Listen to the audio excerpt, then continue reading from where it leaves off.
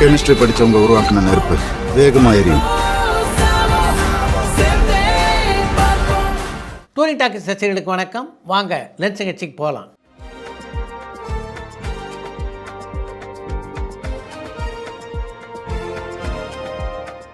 என்னப்பா முதல் கேள்வி? பராசக்தி படத்தில் கட் பண்ணப்பட்ட வசனங்களையும் காட்சிகளையும் ஓடிடியில் ரிலீஸ் ஆகும்போது எதிர்பார்க்கலாமான்னு கண்ணன் திருநெல்வேலியிலேருந்து கேட்டிருக்காங்க. பராசக்தி திரைப்படத்தில் வெட்டப்பட்ட வசனங்களை எல்லாம் அந்த படம் ஓடிடியில் வெளியாகும்போது இணைப்பதற்கான வாய்ப்புகள் இல்லை. ரஜினி, கமல், விஜய், அஜித் இந்த ரெண்டு போட்டிகளுக்கும் நடுவில் விஜயகாந்த் இன்னொருவர்னு ஒரு போட்டி ஏற்பட்டிருக்கணுமே, ஏன் அந்த மாதிரி எதுவுமே உருவாகலை? அந்த நேரத்தில் அவருக்கு போட்டியாக யாருமே இல்லையான்னு ஈஸ்வரி ஒசூர்லேருந்து கேட்டிருக்காங்க. எம்ஜிஆருக்கு சிவாஜியும், கமல்ஹாசனுக்கு ரஜினிகாந்தும் இருந்த மாதிரி விஜயகாந்துக்கு போட்டியாக யாருமே இல்லை அப்படின்னு சொல்ல முடியாது. விஜயகாந்துக்கு போட்டியாக ஒருவருக்கு பதில் 2-3 பேர் இருந்தார்கள். ஒருத்தர் சத்யராஜ், இன்னொருத்தர் பிரபு, இன்னொருத்தர் கார்த்திக். முதல் மரியாதை படத்தோடைய டைட்டில் கார்டில் தேங்க்ஸ் டு எம்ஆர் ராதிகான்னு வருது. அதற்கு காரணம் என்னன்னு ரவி சாத்தூர்லேருந்து கேட்டிருக்காங்க. முதல் மரியாதை படத்தினுடைய கதாநாயகன ராதாவுக்கு அந்த படத்தில் ராதிகா தான் பின்னணி குரல் கொடுத்திருந்தார். அதற்காகத்தான் அந்த படத்தினுடைய டைட்டிலே அவருக்கு நன்றி தெரிவித்திருந்தார்கள். எல்ஐகே படத்துக்கு அப்புறம் சீமான் வேற ஏதாவது படங்களில் நடிக்கிறாரான்னு காஞ்சிபுரத்துலேருந்து சரவணன் கேட்டிருக்காங்க.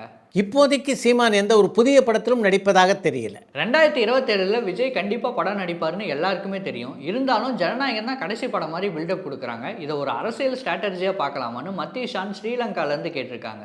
சினிமா விட்டு விலகி அரசியலில் முழு மூச்சாக ஈடுபடணும் அப்படின்றது விஜய் தீர்க்கமாக யோசித்து எடுத்த முடிவு. அதிலேருந்து அவர் பின்வாங்குவார் அப்படின்னு நான் நினைக்கல. சாருகேசி படத்தை ஓடிடியிலேயாவது ரிலீஸ் பண்ணுவாங்களான்னு கண்ணன் திருநெல்வேலியிலேருந்து கேட்டிருக்காங்க. சாருகேசி படத்தை பார்ப்பதற்கு நீங்கள் எவ்வளோ ஆவலாக இருக்கீங்க அப்படின்றது என்னால் புரிந்து கொள்ள முடிகிறது. சமீபத்தில் கூட வைஜி மகேந்திரன் அந்த படத்தினுடைய வெளியீட்டை பற்றி பேசிக்கொண்டிருந்தேன். நிச்சயமாக பிப்ரவரி மாதம் இறுதிக்குள்ளே அல்லது மார்ச் மாதம் முதல் வாரத்திலே அந்த படம் வெளியாகிவிடும் அப்படின்னு தான் வைஜி மகேந்திரன் என்னிடம் சொன்னார். தமிழ் மொழி சார்ந்து எடுக்கப்பட்ட பராசக்தி படம் எப்படி பிற மாநிலங்களில் வசூல் குவிக்கும்னு அவங்க நம்பினாங்கன்னு சங்கீதா திருநெல்வேலியிலேருந்து கேட்டிருக்காங்க.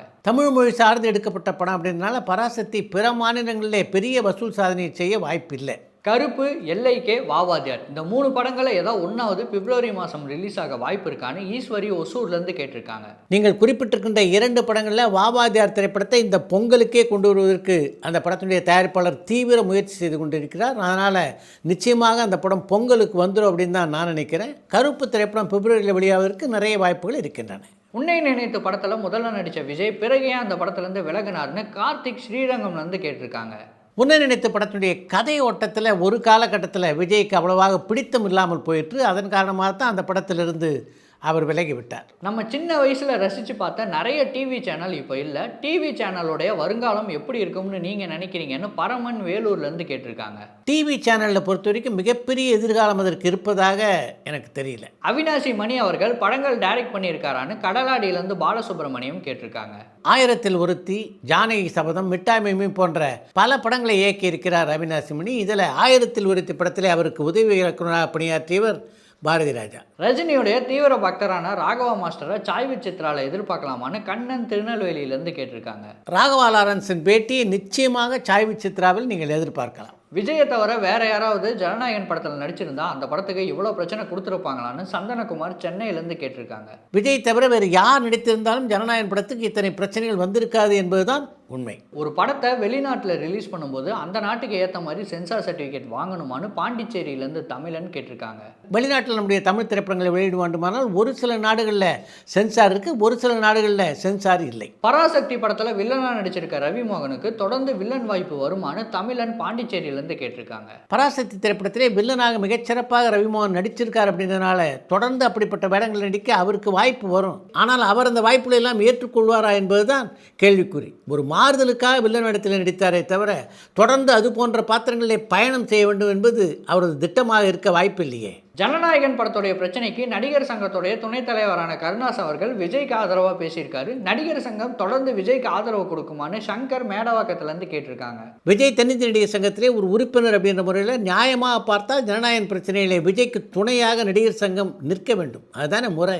நடிகர் அப்புக்குட்டி இப்போ என்ன பண்ணுறாங்க, படங்களில் நடிக்கிறாங்களான்னு சந்தோஷ் சேலம்லேருந்து கேட்டிருக்காங்க. அப்புக்குட்டி இன்னும் பெயரிடப்படாத 2 படங்களில் நடித்து கொண்டிருக்கிறார். இப்போலாம் டிவி விளம்பரங்களில் தமிழ் நடிகர்களை பார்க்க முடியறது இல்லையே, அதற்கு காரணம் என்னன்னு தேனியிலேருந்து ரியாஸ் கேட்டிருக்காங்க. பல டிவி விளம்பரங்களில் நம்முடைய தமிழ் நடிகர்கள் நடிக்காததுக்கு அவங்களுடைய சம்பளம் கூட ஒரு காரணமாக இருக்க வாய்ப்பு இருக்கு இல்லையா?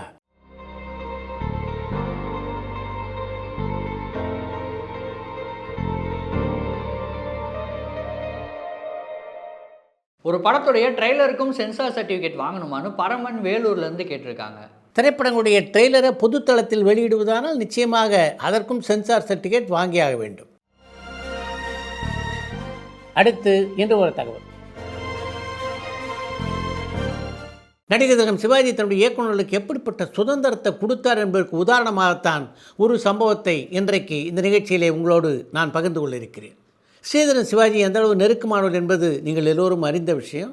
தன்னுடைய பிரபுராம் ஃபிலிம்ஸ் நிறுவனத்துக்காக ஸ்ரீதர் ஒரு படத்தை இயக்க வேண்டும் என்று சிவாஜி விரும்பினார். அதற்காக ஒரு திரைப்படத்துடைய கதையையும் அவர் தேர்வு செய்து வைத்திருந்தார். அந்த படத்துடைய பெயர் சிங்கர் நாட் தி சாங்.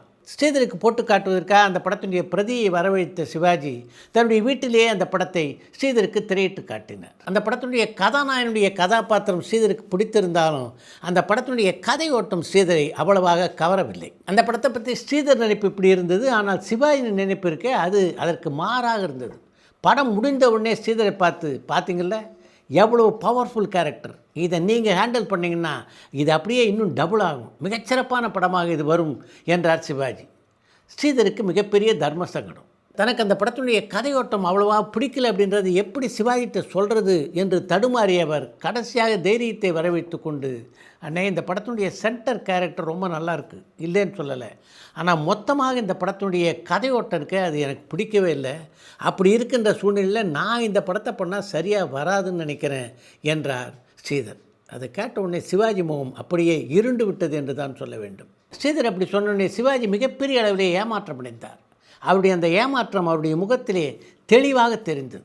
உடனே அவரை சமாதானப்படுத்துகின்ற விதத்தில் என்னை மன்னிச்சுக்குங்க, எனக்கு பிடிக்காத இந்த கதையை நான் டைரக்ட் பண்ணால் நிச்சயமாக சரி வராது, கடைசியில் பார்த்திங்கன்னா பிரச்சனையில் தான் போய் முடியும், அதனால தான் இந்த படத்துலேருந்து நான் விலகிக் கொள்ள விரும்புகிறேன் என்றார் ஸ்ரீதர். அதனால தான் இந்த கதை எனக்கு பிடிக்கல அப்படின்றத முன்னதாகவே உங்களுக்கு நான் சொல்லிட்டேன் என்றார் ஸ்ரீதர். ஸ்ரீதருக்கு கதை பிடிக்கல அப்படின்னு தெரிஞ்ச உடனே சிவாஜி சொன்ன பதில் தான் மிகவும் முக்கியமானது. உங்களுக்கு பிடிக்கலன்னா விட்டுருங்க ஸ்ரீதர், நீங்கள் வேறு கதை தயார் பண்ணுங்க, அதில் நான் நடிக்கிறேன் என்றார் அவர். அதுதான் சிவாஜியுடைய பெருந்தன்மை என்று ஒரு கட்டுரையிலே பதிவு செய்திருக்கிறார் ஸ்ரீதர்.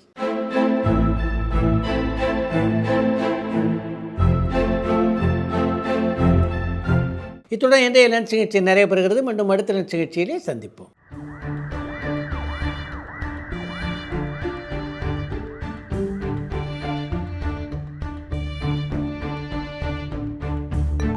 பரபரப்பான சினிமா செய்திகள், நட்சத்திரங்களின் பேட்டிகள், சினிமா வரலாறு ஆகியவற்றை பார்க்கவும் படிக்கவும் உங்களுக்கான இணையதளம் touringtalkies.co. டூரிங் டாக்கிஸ் சேனலை லைக் பண்ணுங்க, ஷேர் பண்ணுங்க, சப்ஸ்கிரைப் பண்ணுங்க.